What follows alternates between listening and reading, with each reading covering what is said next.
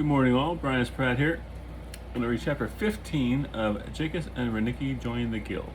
There are only 16 chapters, so after this one, there's tomorrow, and we're done. Then I'll start on something else. So the boys are ran afoul of the troll, and they're just trying to get home now, back to Rekla. Just trying to get back there to safety.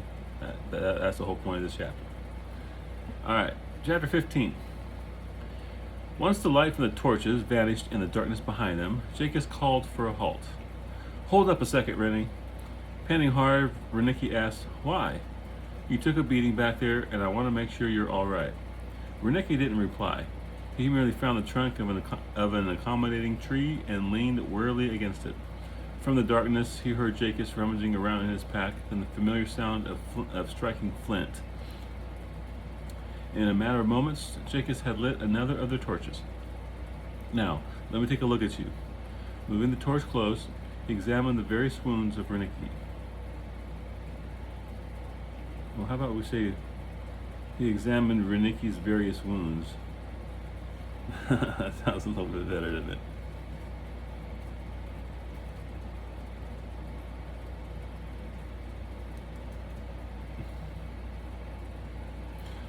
Deep furrows lined his side, neck, face, and chest. Hardly an inch of him had escaped unscathed. He then peered into Reneeke's eyes. Not really knowing what to look for, he only knew that Priest did it when examining the injured. How do you feel? Sore, exhausted, ready to collapse? Reneeke shrugged. Here.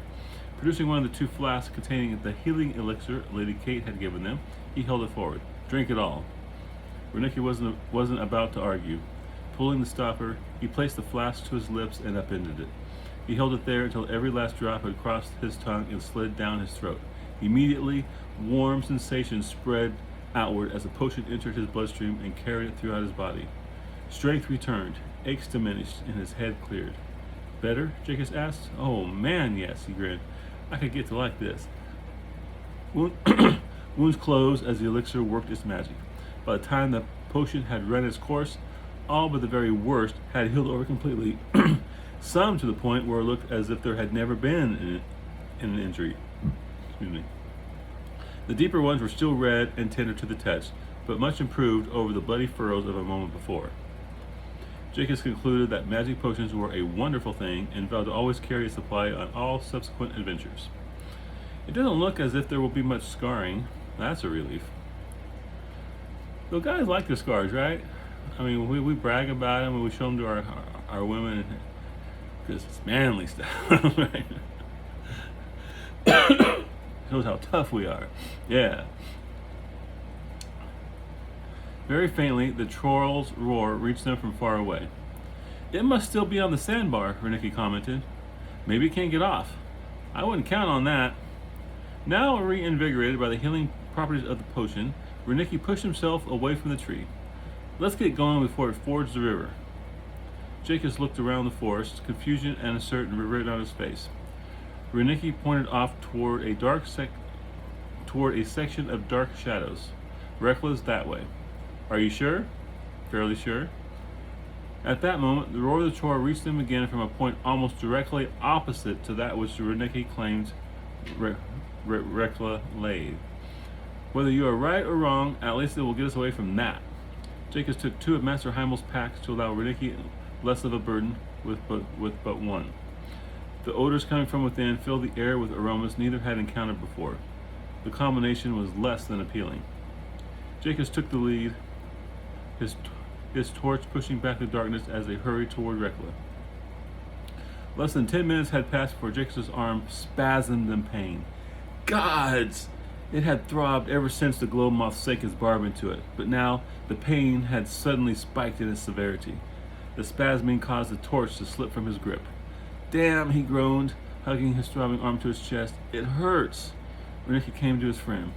Jaikus stood hunched over his arm, face twisted in agony. The glow moth? Jaikus nodded. The same spot. It hurts bad, Rennie. Perspiration dotted his forehead. Reneeke picked up the torch from off the ground and had Jaikus hold out his arm. As he pulled his sleeve back, Jaikus' arm began trembling. It's getting worse. red, inflamed and swollen. The site of the attack oozed a bloody discharge. A finger's length of dark purple extended from where the discharge emerged, then made its way up the forearm toward the elbow. Another swelling, about an inch in length and the width of a pea, marked the end of the dark purple discoloration. It looked almost as if Reneeke gasped when the swollen area moved. What? Reneeke ignored the question as he brought the torch closer. Something moved beneath the skin. Jake? Turning his eyes upon the swollen area, Jill felt a spike in pain that coincided with the movement of whatever was beneath his skin. There was something alive in his flesh. His voice took on a tinge of hysteria as he shouted, "Get it out!" Okay, this is my personal fear. This is one of my worst nightmares, is having something alive inside of me. It just shivers. Knife appearing in his hand, Reneeke wrapped his arm around Jaikus' injured one to immobilize it, then pinched the area to either side of the internal intruder. Jaikus cried out at the pain produced by Reneeke. When his friend looked questioningly at him, Jaikus gritted his teeth. "Just do it." Reneeke nodded. Bringing the tip of his knife close, he made an incision. A pale, worm-like body writhed within the newly formed opening. Blood oozed forth as Reneeke dug the tip of the knife into the wound to draw forth the invader. Jaikus moaned from the pain and clutched Reneke's shirt. He buried his face in his friend's back as the knife dug deeper. "Almost got it." Fine, hair-like cilia covered the parasite's body and wriggled under Reneke's ministrations. The head had burrowed deeper within the forearm's muscle and thwarted every attempt at dislodging it. "Brace yourself," he told Jaikus, then dug deeper. The pain was excruciating. Jaikus reflexively tried to withdraw his arm, but Reneeke had too firm a grip. Deeper, the knife point went, and just when Jake thought the pain would force him to heave all over Reneke's back, it stopped. "I got it." Reneeke let go of the arm and pointed to a small, white, worm-like thing writhing on the ground. Jaikus shuddered. "I think it might be a glow moth larva of some kind." Reneeke then proceeded to grind the parasitic invader beneath the heel of his boot. Jaikus' arm was a mess. Blood covered his forearm. The hole Reneeke had been forced to create in order to expel the parasite continuously oozed more. "There's another healing draught in my pack," Jaikus said weakly. "Right." Reneeke quickly retrieved the flask and poured a small amount on the wound itself, just as he had observed Lady Kate do with Seward, then had Jaikus drink a quarter of what was left. Almost immediately, the wound cleared of blood and began to knit together. "Now I can see why Charka insisted that the mess was so important." Reneeke nodded. "I still don't understand why the glow moths avoid it. Perhaps it's made of something they don't like. Or it possesses a magical enchantment? Perhaps." Restoppering the flask, Reneeke replaced it within Jaikus' pack. "Either way, I think we should keep them handy in case we encounter more." Both lads kept their mesh netting out, but had it rolled up and tucked beneath their arm. As Reneeke took the lead to resume their trek to Rekla, Jaikus fell in beside. He couldn't help but shudder anew at the thought of how the larva had been wriggling around beneath his skin. He couldn't wait to return to Rekla. How he could use a hefty mug of ale right about now. Oh, that just gives me the shivers. I think when I wrote that initially, I almost couldn't write it. It just gives me the heebie-jeebies like nothing else. Sunrise was imminent, and Charka paced impatiently before the swamp gate as he had for nearly the last hour. Nearby stood two guild members who had volunteered to aid in the rescue of his two springers. One was a bear of a man with twin axes strapped to his back. The other, an identical match, except for the pair of swords in place of the axes. They were the twin brothers Kudari, formidable fighters who had adventured with Charka a time or two. The promise of a night of debauchery upon the return had helped seal the deal. Upon the troops' return to Rekla, Charka's first order of business had been getting Seward to a temple. Once satisfied that his man would not only live, but make a full recovery through the ministrations of the priests, he had left Lady Kate to keep an eye on him while he set about to gather a few cronies who wouldn't mind a quick jaunt into the swamp to save a couple of lost pups. Now, He and the Kudari brothers waited for the sun to strike the gate, for it was law, and that the gate would not open until that time. Which kind of makes sense because there's a lot of beasts out there, right? And most of them roam at night. And once the sun hits the gate, it's unlikely that any beast is going to wander through the gate. And with the sun up, they're going to be able to see any beast coming towards the gate. So it just makes sense, especially since earlier I mentioned that there was a troll incursion that had wiped out a lot of the town a while back. Yeah, so that's just common sense, I guess. Only 2 instances would permit the gate to be opened. One, of course, would be the appearance of a returning band of adventurers. Obviously, they're not gonna make the adventurers sit outside the gate or camp outside the gate for several hours and to wait for the sun to strike it. That would be stupid. The other necessitated procuring a letter from the town council, which would allow it to be opened. But since the eastern sky had already begun to brighten, Charka knew better than to try and round up that lazy band of miscreants. By the time he succeeded in corralling enough counselors to make a majority, it would be dawn and their aid would no longer be needed. A glance through the ramparts above the gate revealed Master Heimel pacing about in similar impatience. He'd been there since shortly after their return. Charka knew the reagents in the packs his springers had volunteered to recover constituted the bulk of his profits for the next few months. Without them, Master Heimel faced some lean times until the moon would once again rise in proper fullness to make another trip to Scythel worthwhile. Charka caught sight of the watch leader, the man whose primary responsibility was to oversee the area in and around the gate, and to ensure the safety of the populace the wall protected. Coming toward the man, he said with no small amount of impatience, "Surely you can open the gate now. The sun is almost up." Watch leader Reggie understood all too well Charka's impatience. Having, in the last hour, suffered no less than 3 separate bartering attempts and 1 threat of mayhem, his patience had worn thin. "I'm through talking, Charka. When the sun hits the gate, we'll open it, not 1 second before." "But my springers might be dying out there." Reggie was unmoved. Adventurers are always dying out there. It goes with the territory. Besides, the law is the law. Charka felt like smashing in his face, but knew such an action would not get the gate opened any sooner. "Hey!" cried a lookout atop the wall. "I see something!" Charka hollered. "My springers?" "Can't tell for sure, but there is definitely movement in the deeper darkness, or in the deeper shadows along the fringe." A second later, Master Heimel yelled, "It's them! Open that demon-damned gate!" Charka shouted.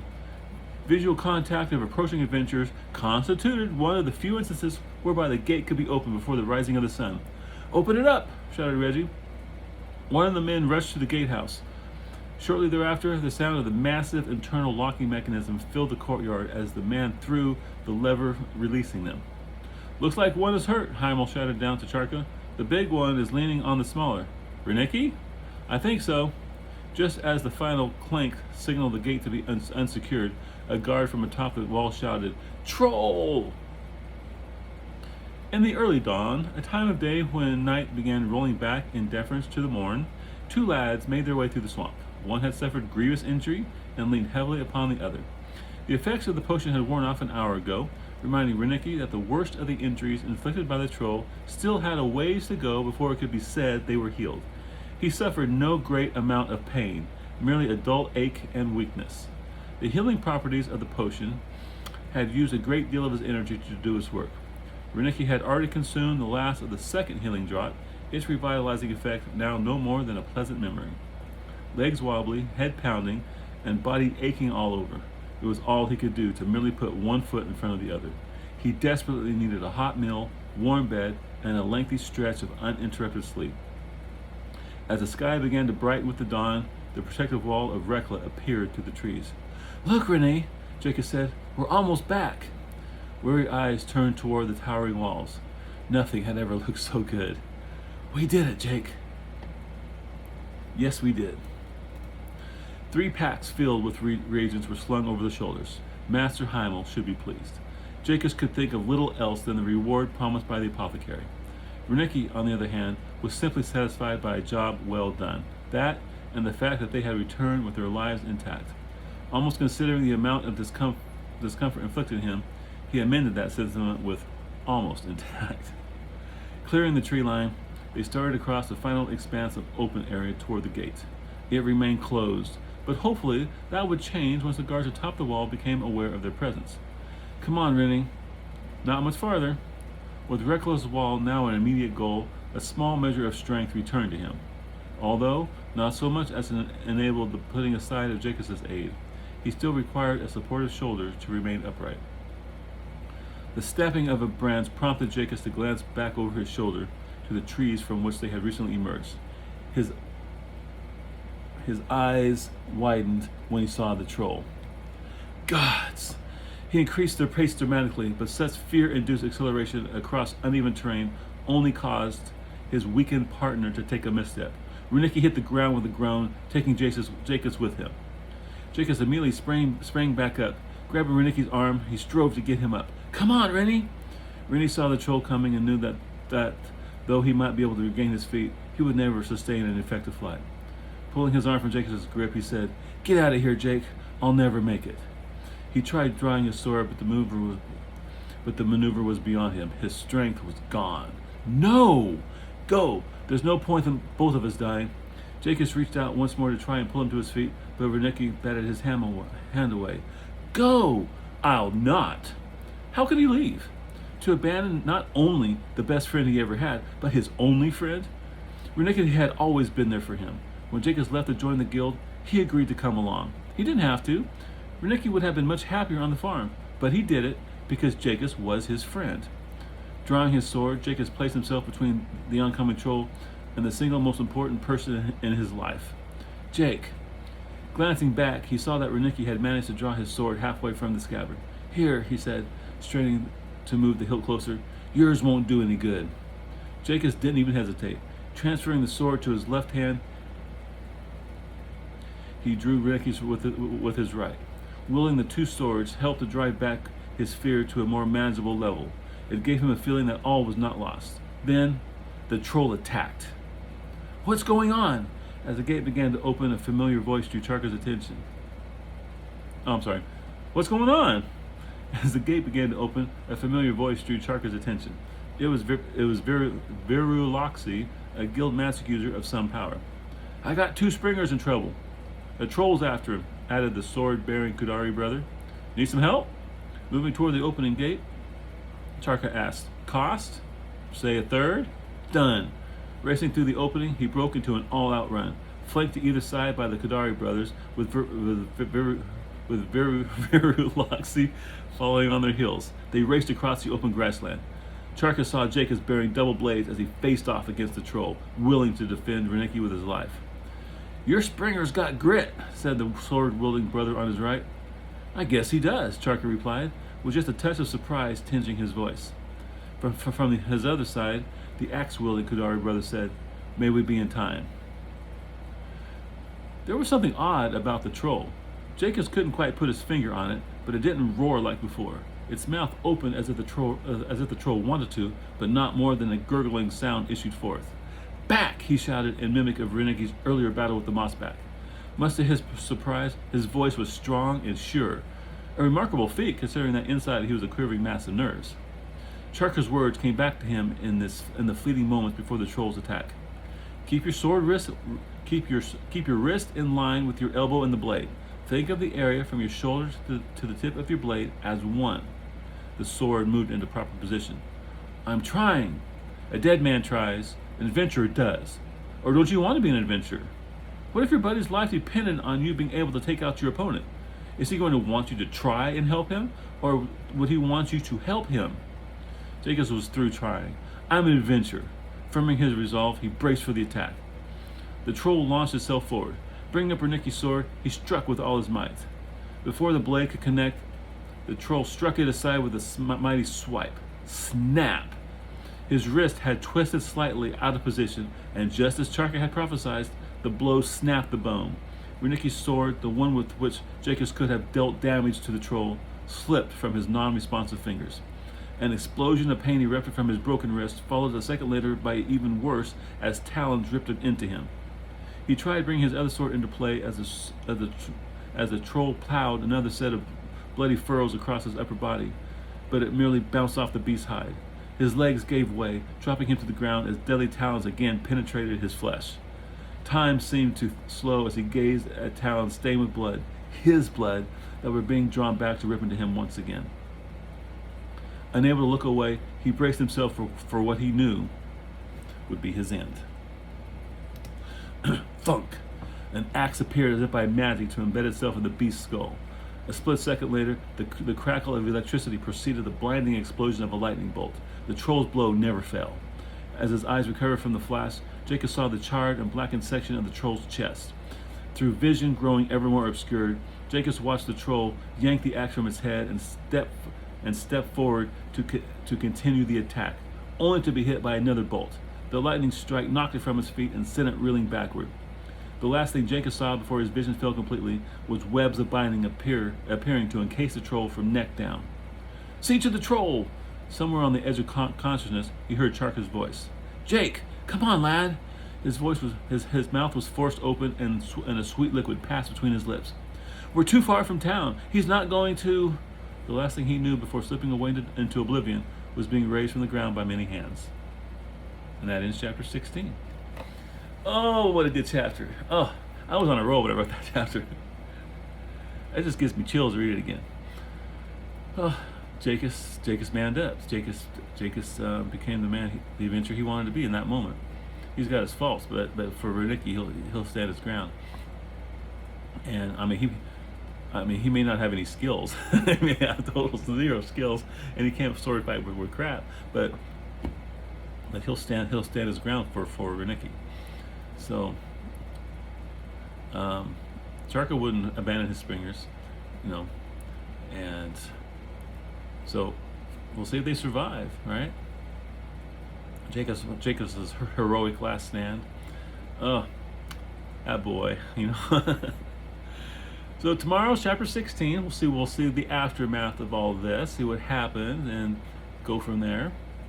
Still not sure what the next one is I'm going to read after this one. I'm leaning towards book 2 of the Morsai Saga, Fires of Prophecy.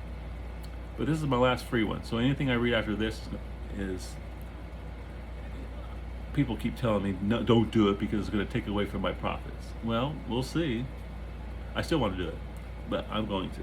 I really think I'm just going to go through the Morsai Saga. Unless my profits drop, right?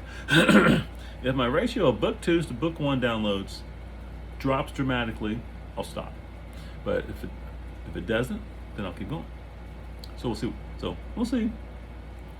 I'm sure people would rather read this than have to listen to my ums and burpings and commentary. I mean, once you hear the commentary, do you really need to hear it a second time? Anyway, chapter 16. Let's hope they survive. And will they get in the guild? Well, obviously they do, because the title is Jaikus and Reneeke join the guild, right? It doesn't say possibly join the guild or try to join the guild. So, yeah, I probably should have come up with a different title. But that's fine. I mean, we all knew they were going to, right?